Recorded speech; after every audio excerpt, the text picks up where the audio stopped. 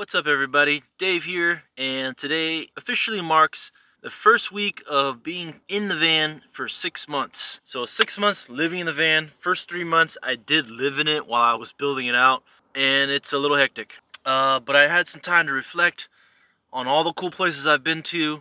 The last 3 months I put on maybe 6,000 miles, and the first 3 months maybe a couple thousand miles. And we traveled all through the Southwest states. I have some awesome memories, and this adventure is not going to stop. If anything, I will sell the Toyota Sienna Spacemobile and upgrade to a bigger van. I thought it'd be fun to do a little Q&A, answer some commonly asked questions and some more specific questions. In the future, if you guys had any specific questions or you want to support the channel and buy me a beer, head over to my Patreon page. I would really appreciate you guys supporting me so the adventure can continue.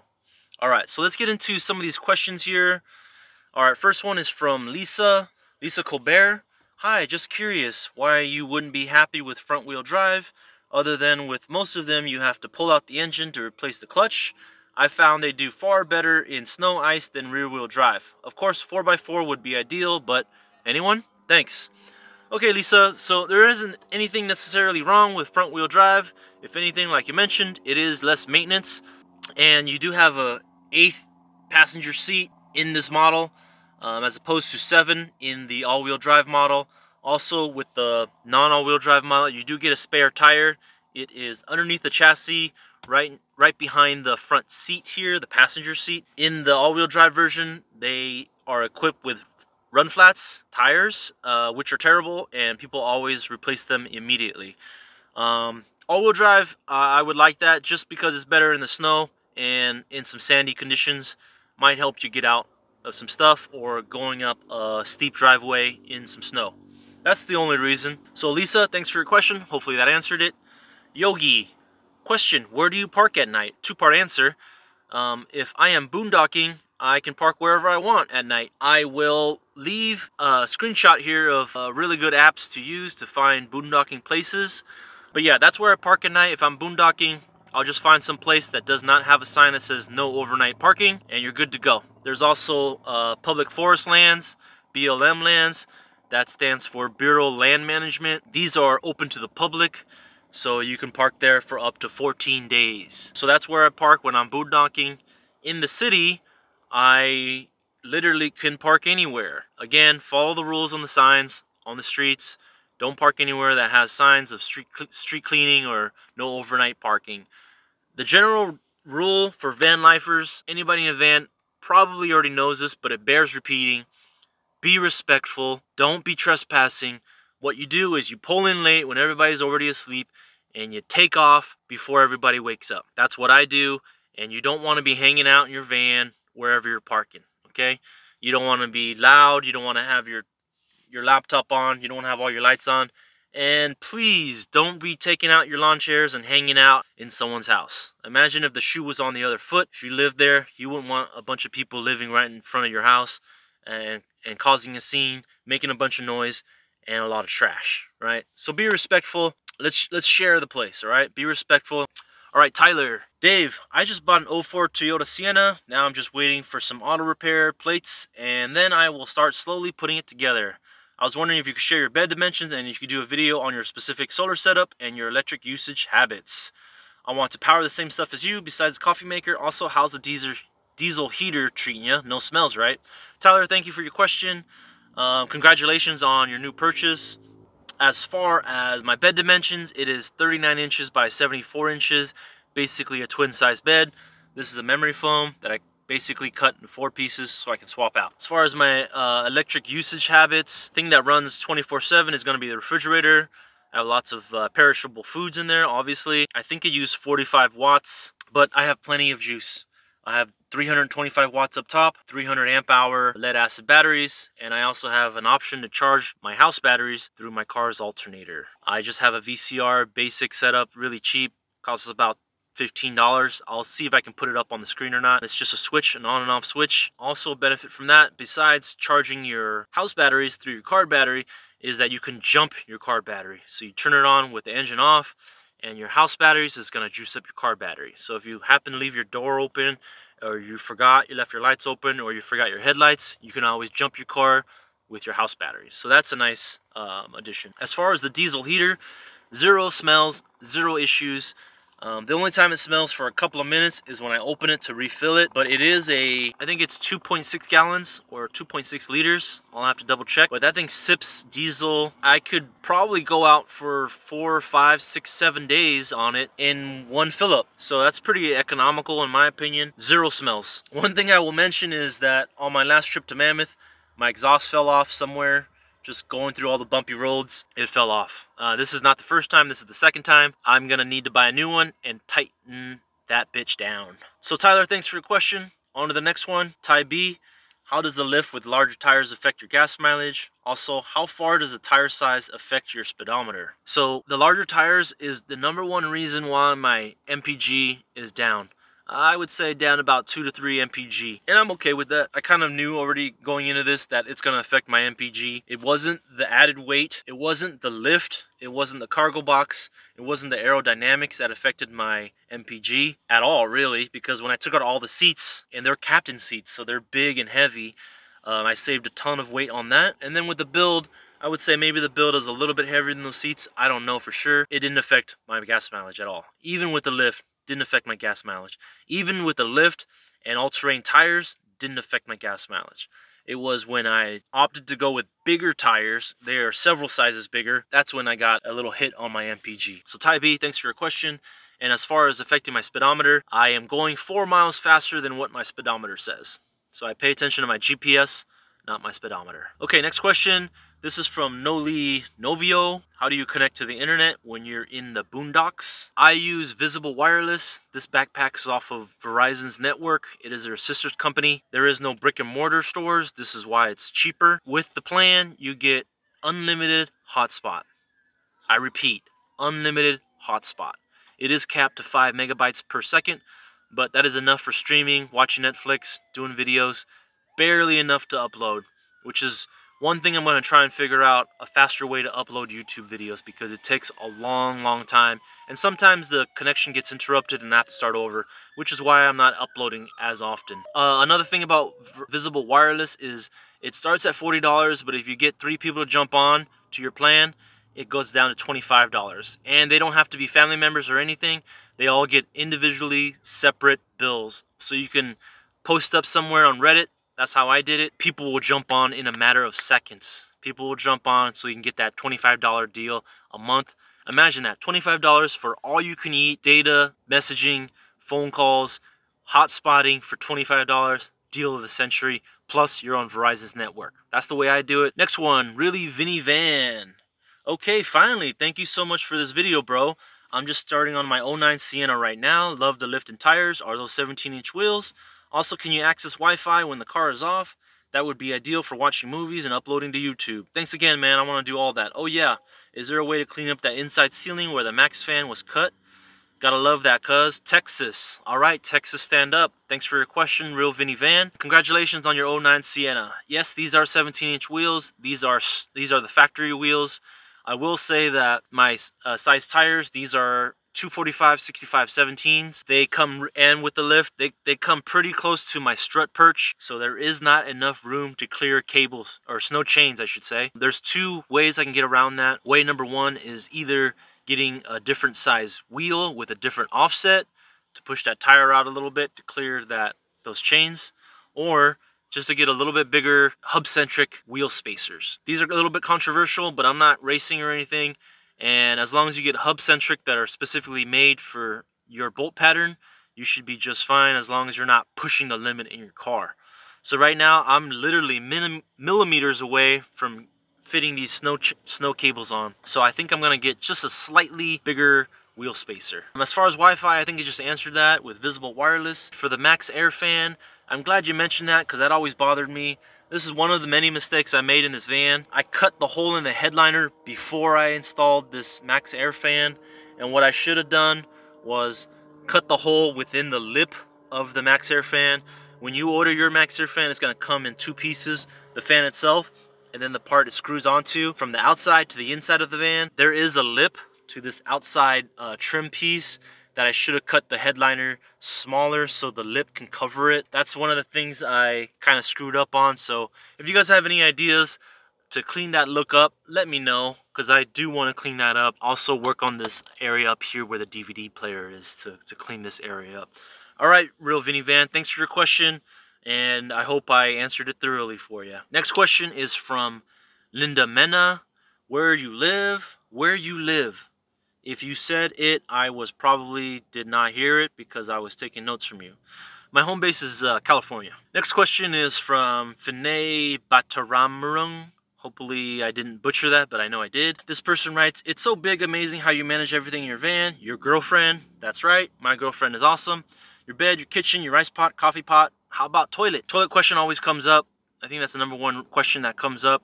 Mainly from females, for good reason. For me, if I'm staying in a city, there are facilities everywhere. Target, Walmart, Home Depot, supermarkets, fast food places, there's facilities everywhere. Otherwise, if I'm somewhere and I need to do emergency, I do have a female and male urinal. I'll try and put it up on the screen now. That works just fine, although sometimes I do max that thing out. I wish it was a little bit bigger. I don't know, maybe I'm drinking a ton of water or whatever, but I do max that out. And as far as #2, like I mentioned, there's a lot of facilities everywhere. And if I'm out boondocking, then you do backpacking rules. What you do is you go far away from a water source, at least 200-300 feet away from a water source. Bring a shovel, dig a hole, do your business in there. Put the paper products, toilet paper, in a trash can and dispose of that properly. Don't put it in the earth and dig it in there. I suppose it's fine, but that's the backpacking rules. Away from a water source and dig a hole and bring your trash with you. Leave no trace. You pack it in, you pack it out. So hopefully that answered your question. Next question is from David Mason. What's up, David? Thanks for your question. Remember, us Daves got to stick together. Funny thing, your last name is my cousin's name. Anyways, the question is, very cool setup. Thanks for sharing. Thanks so much, David. Would love to see or hear how you install the insulation and deadening materials and what you use for materials. Your electronic system is massive. 300 amp hours and 3,000 watt inverter. Doubt you'll ever run out of juice. You are correct. I've never run out of juice before. I take that back. I actually have ran out of juice once when I set my Alpacool CF55 to become a freezer. That takes up a lot more energy, and I had 5 or 6 days of consistent clouds. That's when my battery level went pretty low. Decided that the freezer and having a cooler as a refrigerator, a separate cooler, probably wasn't worth the hassle. And as far as insulation and deadening materials, pretty straightforward. The deadening materials I used was Killmat. You can get that off Amazon. I'll leave a link in the description. It's basically peel and stick. The places that causes the most sounds is your wheel wells, so make sure to cover that one up completely. As far as the chassis, you could be a little bit more laxed on that, a little more conservative. But yeah, that is all covered up with sound deadening materials, and all the metal places are covered. As far as insulation, I use some areas I use Reflectix. The issue with Reflectix is it needs an air gap. You need 1/2 inch to 1 inch of air gap, so I made sure to have an air gap on my ceiling here. So in here, I stay very cool because I have a solar panel between me and the elements, and also I have Reflectix underneath the headliner here. But I made sure to have an air gap because with an air gap, your R value goes way up. Without an air gap, your R value is basically down to nil, zilch, nothing.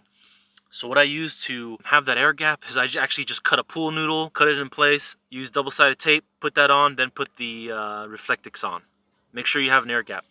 I also have ISO board, very cheap. You can get 8x4 sheet of it for I think $8. That was for me the most economic way. I don't have enough money for a Sprinter or Transit or a ProMaster or anything, so this is my budget build, as comfortable as possible. ISO board, $8, 8x4 sheet. Can't go any cheaper. And I also have some wool in some places with little pockets where I can stuff wool in. And my electronic system is massive, thank you. Yes, I knew that I wanted the convenience of having as much energy stored that I could, and a way to harvest it as much as possible with a 325 watt solar panel. So thanks, David. Okay, good citizen. I just built out an 04 all-wheel drive, very similar layout, and just got the lift kit. What size tires do you go with? They look perfect. 245, 65, 17. Thanks for your question, good citizen. Joe Blow, how do you stealth camp? Sleep in the city without window covers that completely block out all the light from the inside. And how wide is your mattress? Joe Blow, go check out my tour video with this tint here. This is the type of tint where you can see out but you can't see in. This is ceramic tint, 5% limo all around. The only caveat is if you have all your lights on inside, you can tell from the outside if you're paying attention. If you're just walking by, you can't really tell. But if you're paying attention and looking real close like this, then you can tell. That's why I have these curtains here. These are blackout curtains. I'll try to leave a link in the description for these two if you want to get. For the windshield, I have a laser cut one that is specifically made for my model, made by this company called heatshield.com. It's kind of pricey, it's 35 bucks, but I think it's worth it.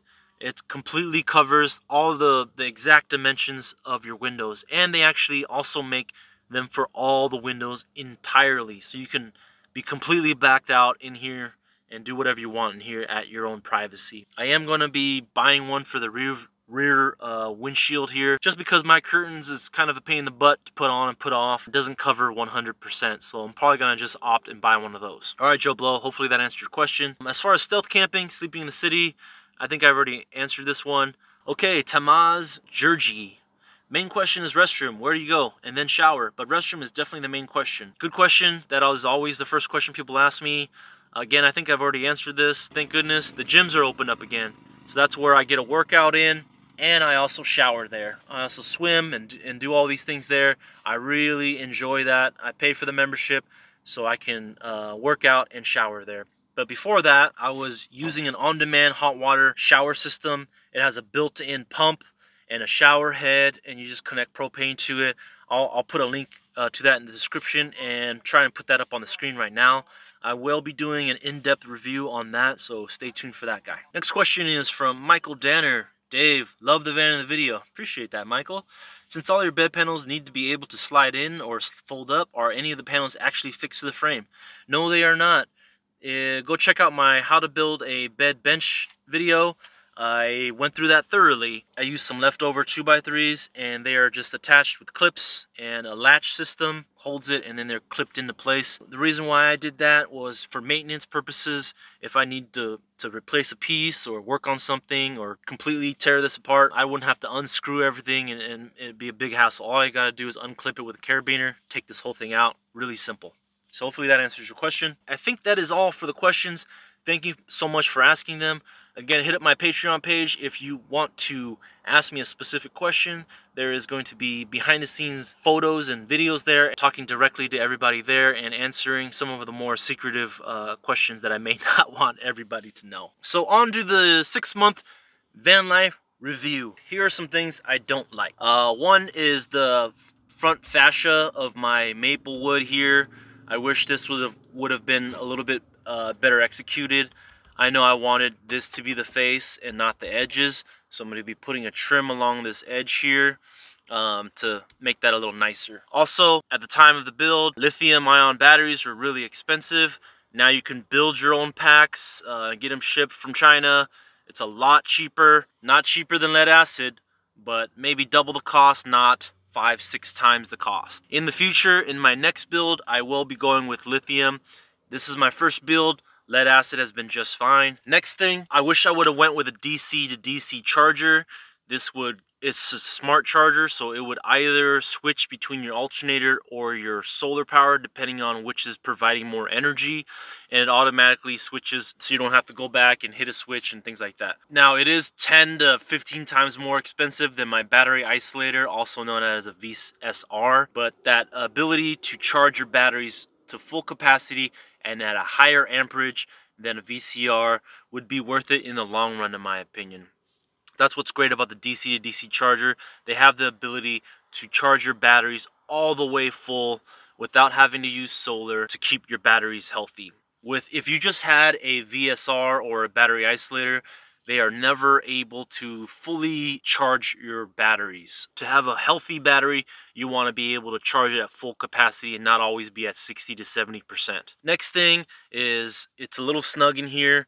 I do have a lot of things still that I am going to be disposing of, giving away, or selling. I just have too many clothes in here, and some of the things that, since I've been in the van 6 months, there's still stuff that I haven't even used in here. Another thing that I don't like about this van is that I can't stand up in it. Stand up to cook, things like that. so I have to cook outside, which I love to do, but it is a chore. You have to take everything out, screw in your propane, etc., get it all set up, and make sure that the weather is okay. There's times where I've been so lazy to cook just because outside it's either raining or it's super windy or the conditions aren't great outside, and so I just snack on some dry goods as food. But I would love to be able to stand up and cook inside with proper ventilation. Another thing is there is no swivel seat. Now if I had the passenger seat be able to swivel, that would really open this space up so you're not shoulder to shoulder with your partner in here, or you can sit in the captain's chair, do your reading, do your work, do your online work, do your Zoom meetings, whatever it is. I know they do make a Previa seat for the middle seats that are able to swivel, and you can make a seat like that for the front. So I'm going to be exploring that option. Another thing I don't like is my headliner by the Max Air fan. I think Vinny Van pointed that out. I made a mistake, cut the hole before doing some proper measurements. So if you're anything like me, the type to measure once and cut 3 times, this is what happened. And also, I'm still a hoarder. I tend to pick up little gifts and trinkets from friends of kids that they make for me. This is Ritz crackers, don't forget, it's the original, and some Cheeto Puffs. But these things are important to me. I could get rid of other things, so that's what I'll do. Now, things that I like about van life.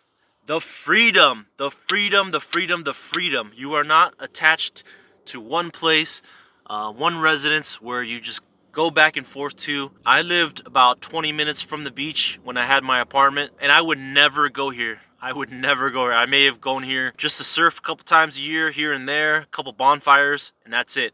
Now, I love coming here. So that freedom is amazing. Also, it's better for my mental health. I'm in a better mood, having a better view. My previous view was of a brick wall.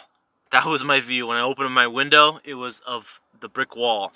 This type of lifestyle encourages you to get outside more often, and obviously, I believe, maybe not obvious to everybody, but nature has healing powers, and it's good for your mental health to get out, get your body moving. Also, the ability to visit friends. Oh, they're in the next state, or they're 2 states away. Not a problem. I'll plan a route in order to hit all my friends to visit them that I haven't seen in a while. That's been really great. Another thing is I've been able to visit my mom's cemetery. When I'm in town, I visit her almost every day. It just feels good being close to her, cleaning her headstone, giving her flowers, sharing stories, and not to mention they have private restrooms there, so it's a win-win situation. Another thing I like about my van is the lift and tires. With the lift, I've been able to get to some rocky places. I'm not rock crawling like those Jeeps and Tacomas and whatnots out there, those buggies. That's not what I'm doing. I'm just getting out further than I would without the lift and tires. Another thing is I really like this bed, convertible couch, bench seat thing that I made. It has made all the difference. It's incredible. When I'm not sleeping, I'm in here. When the weather is bad, I'm in here on my tablet, on my laptop, doing my thing. And it is so comfortable. I don't have really any complaints. I really like my bed convertible setup here. And when I pull this out to sleep mode, also very comfortable. So mainly the thing is about van life that I love is the change in lifestyle. You are so much more flexible. Everything is with you in your van. So if someone goes, hey, I'm gonna go snorkeling, I'm gonna go surfing, I'm gonna go snowboarding, I'm gonna go rock climbing, I'm gonna go so-and-so, and they invite you to go, boom, you have everything with you, you just go. So it's a change of lifestyle. Before me, when I had my own brick and mortar place, if it was 45 minutes away, do I really want to go? I'm not sure. Now in the van, 45 minutes, sure, I'll be there, and I'm gonna experience that adventure. So it is a change of perspective. It is a change of lifestyle. You have everything with you, all your toys, your running shoes, whatever it is, your beach stuff. Someone invites you out, you can go. Or you want to go yourself. You have everything with you, you're on wheels. And the way I justify the long drives in my head is when I'm driving, is charging up my house batteries. So that's the way I justify it. Now let's move on to the things that I have yet to build that I want to in the van. Number one is a control panel. Of here, it's gonna have more USB charging and more 12-volt sockets where I have a flexibility to charge more things, whether it be through USB or 12-volt. There actually are a lot of appliances that are 12-volt, like a coffee maker. You can get those off of at truck stops and things like that, or it's like a little hot box to reheat food or even cook food, because it goes up to 160 degrees, or some of them will even go up to 300 degrees. That's plenty to nuke up some frozen pizzas or frozen burritos, or cook up leftovers that you cooked last night. That would be really convenient, just to plug it into a 12-volt and have it heat up, instead of having a big old giant microwave that I have to power and have to turn on my inverter, or maybe leave my car running. Or that'd be nice to have a control panel, a fire extinguisher in here, a smoke detector, and a CO2 alarm. I know I've been bad, I haven't got those 3 things yet, but I always cook outside and I always have ventilation in here. No matter what the temperature is, I always have a good air circulation in here. Plus, so it doesn't smell, you know. I'm in here a lot. I'm sure I have my own odor, but those are the 3 safety features that I will be putting in here. I know. I'm going to be reinstalling my diesel heater exhaust. That fell off. RIP to the diesel heater exhaust. I will be upgrading, and I will be tightening it a lot better somehow. Maybe a thicker clamp, or maybe 2 clamps or something, to make sure that doesn't fall off again the next time I'm soft-roading. Another thing I'm going to be doing is putting a little bit thicker wheel spacers so I can clear snow cables. That way, if I'm ever anywhere that's kind of sketchy, I'll throw on the cables just in case to get out of there. And I have been debating on building a sink right here where the cabinet is. I do have this collapsible bin that I've been playing around with the idea of putting it there. That way, when I'm not using it as a sink, it's still a flat surface. I can use it as a cutting board or putting things on top of this. And then when I want to use the sink, it just opens up just like this. Plenty of space. I don't know the exact dimensions. Maybe I'll put this in the link if you want to check this out. It is really cool, and it has a drain plug as well. So you can put your fruits in here, fill it up with water, clean it with some vinegar and water, wash your face, wash your hands. I haven't necessarily needed it. This is going to be a convenience thing for me and a luxury item. I've been using this in between showers and to wash my hands. These are ginormous. They come out to be this big. Before the gyms were open, before I have my on-demand hot water heater, I use these to wipe my whole body, everything. A lot of hospitals use this for hospice patients. These are great, little sponge bath in between showers. But I think the sink is going to be a luxury item, and with something like this, that I also have the surface, hard surface, I can also use that counter space. So I think I may do that with a USB pump into a 7-gallon jerry can. One last thing I'm going to do is build a shoe cubby right over here, down below, right here, down below. This little extra space here, when the door is open, I have plenty of room to get in and out, but it's just going to be enough for maybe 3 or 4 pairs of shoes right here. So stick around for that, guys. I think that concludes the video.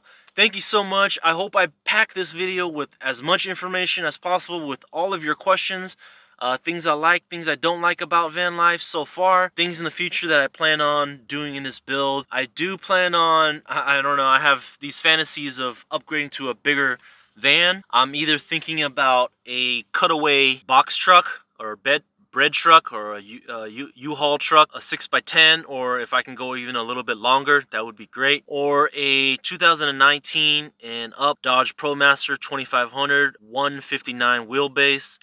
That's going to be more money, obviously, but I have fantasies of upgrading this and upgrading to lithium and upgrading to more solar panels and doing a second build, and then getting rid of the Toyota Sienna Spacemobile, my girlfriend. But I know that sounds harsh, but girlfriends come and go, right?